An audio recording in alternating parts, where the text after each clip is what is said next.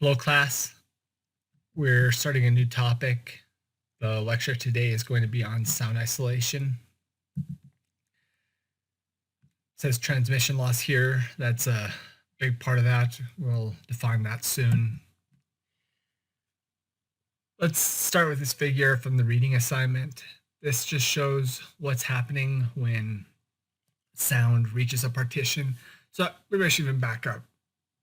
Sound isolation, that is the blocking of sound from one enclosure to another enclosure, or it could be from the outside environment to an inside environment, but you're going from one space to another space, and it's the amount of sound isolation between those two.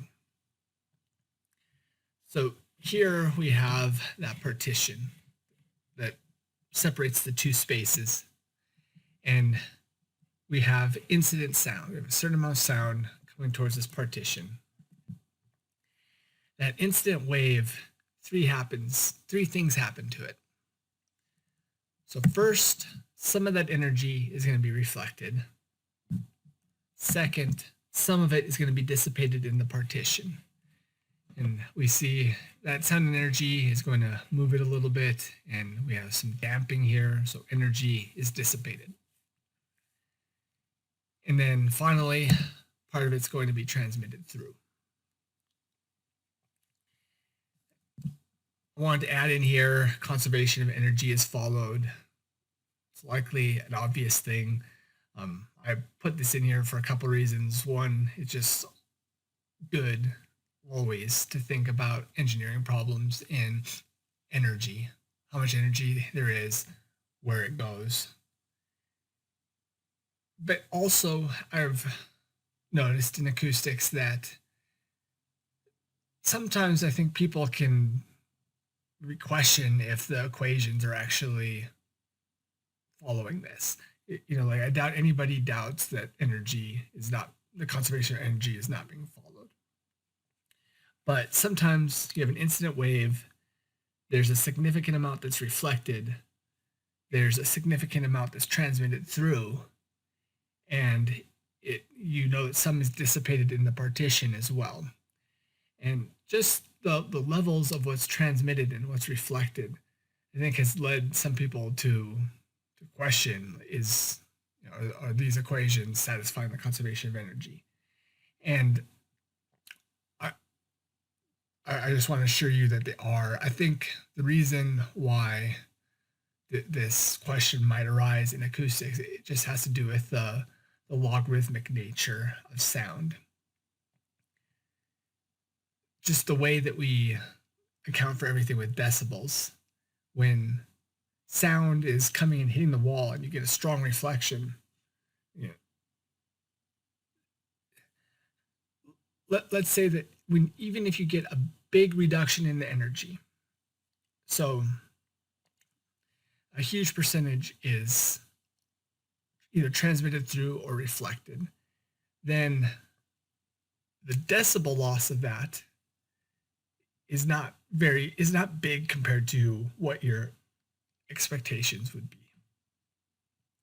So say there's a 90% reduction in the amount of sound that's allowed to pass through. That's only a 10 decibel reduction. And I think just our infamiliarity with decibels and what that relates to in actual percentages of energy, that it leads to people being a little bit confused as to what's going on with these numbers. But again, I assure you, conservation of energy is being followed. It's just the units aren't so easily understood to us.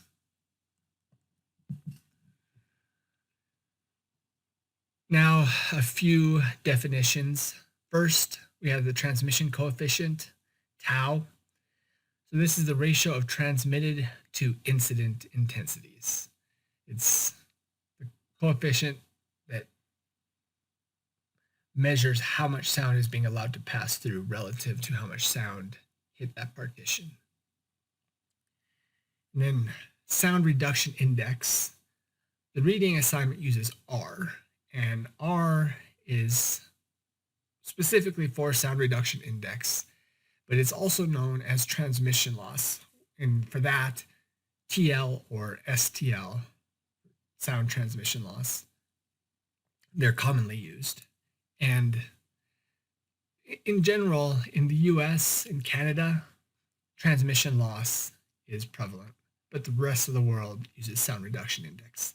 And the book that our reading assignment is from is British, so they're using R, but it's the same thing.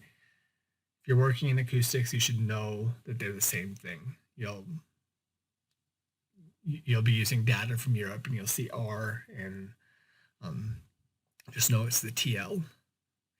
We're usually using TL here, but a lot of these equations will stick with the R because that's what's in the book.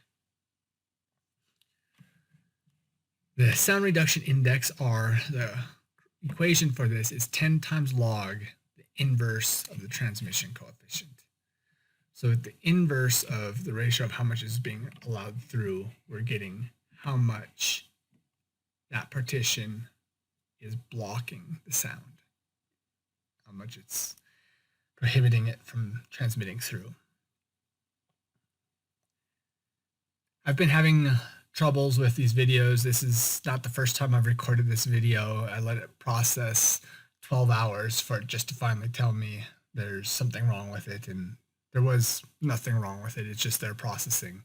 So I'm gonna stop right here and break this up into a bunch of small ones, and we'll pick it up with another video after this.